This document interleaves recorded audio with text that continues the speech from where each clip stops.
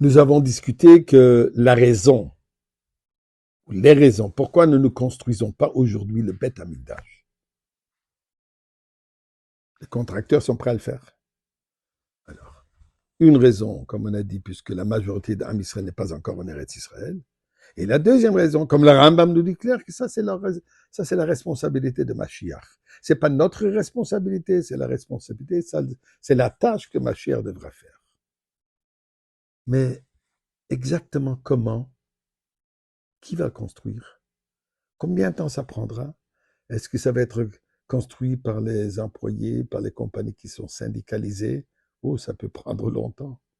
Comment est-ce que ça va se passer? Eh bien, je veux partager avec vous quelques idées extraordinaires, mais avant cela, bien sûr, disons merci à Dieu pour tout le passé, pour le présent et pour le futur imminent, la venue de Mashiach. Mismo le seuil de Rila de Nicolas, de ça, de Bissim Robel, le Fana Benana. Donc, Adeno et Mou, San Bula, Nacham, Tzamarisa, Baïcha, Bessel, Khatsar, Sila. Hoy de le Bach, Shema, Kitoy, Adeno, le Lom, Khasdoy, Viadoy, Vodoy, Vemunasoy, je répète encore une fois le même verset, Tzion, Bamishpat, Tipadev, et Shaver, Bitzdaka, c'est avec la Tzedaka que nous allons être délivrés de ce galout. Alors écoutez, il y a une halakha qui dit, un Kohen, celui qui fait part de la tribu des Kohanim, des prêtres, qui est censé de servir au Beth Amikdash. Ça, c'est sa responsabilité. Il doit être toujours prêt. À tel point, il doit être prêt qu'il n'a pas le droit de se saouler.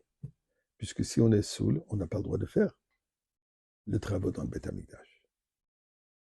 Alors même maintenant en galoute, il n'est pas censé de se saouler. Pourquoi? Puisqu'il est censé de pouvoir toujours être prêt pour arriver au Beth Amikdash. La Gemara nous dit, ça prend combien de temps pour une personne qui est saoule de revenir à soi? Entre 18 et 24 minutes. Donc, le Kohen doit être prêt en 18 à 24 minutes de l'exil, là où le monde où il est, jusqu'à arriver en Eretz Israël dans le Beth Amikdash pour être prêt à faire les korbanot.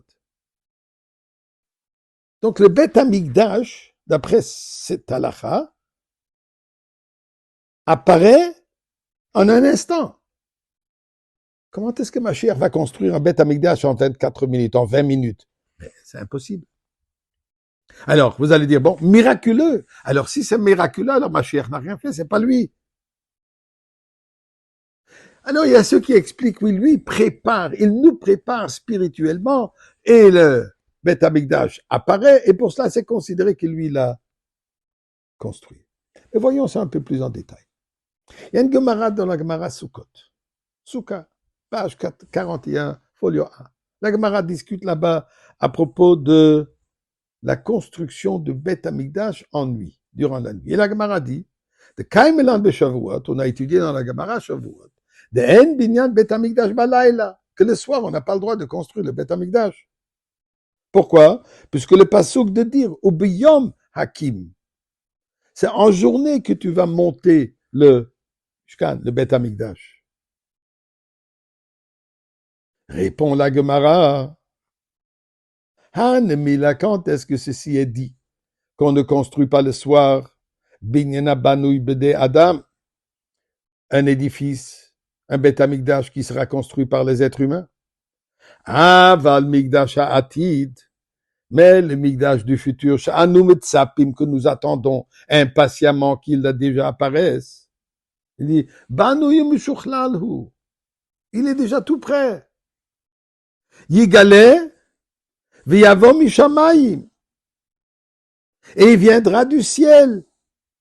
Rashi qui dit ces textes que je viens de vous prononcer, Rashi qui est le maître de base de tout Am Israël, nous dit clair que le Beth Amikdash Ashlishi, ce n'est pas quelque chose que nous allons physiquement construire après la venue, après la révélation de Mashiach. Non, nous la construisons maintenant. Avec nos mitzvot, avec toutes les bonnes actions que nous faisons, on construit le Beth Amikdash dans le ciel. Dès que Mashiach sera dévoilé, il va descendre. Il apparaît. Mais alors, comment est-ce que ça se fait que Rambam, il ignore ce Rashi? Rambam aussi connaît cette Rashi. Pourtant, Rambam nous dit clairement, ou Bana Migdash Bimkomo, que c'est lui qui va le devoir construire. Alors le rabbi nous donne ici une réponse extraordinaire. Il y a ceux qui expliquent, puisque Mashiach va spirituellement nous préparer, donc c'est considéré comme que c'est lui l'a fait. Mais, mot plus concret. La halakha nous dit, si je veux acheter une maison, à quel moment est-ce que ça devient ma propriété? Quand j'ai changé la porte entrée. J'ai changé les clés. Là, je montre que je suis propriétaire. Dit le Rebbe, il y a un passage qui dit dans Echa Tavu Ba'aret She'arer, les portes sont enfoncées dans la terre. Au moment de la Goula, les portes vont réapparaître. Là, Mashiach viendra, il va accrocher les portes. Donc, ce sera considéré comme si lui l'a fait. Donc, il y a les deux. Ça vient du ciel, et Mashiach le fait, et tout ce qu'on a besoin que ça se passe aujourd'hui.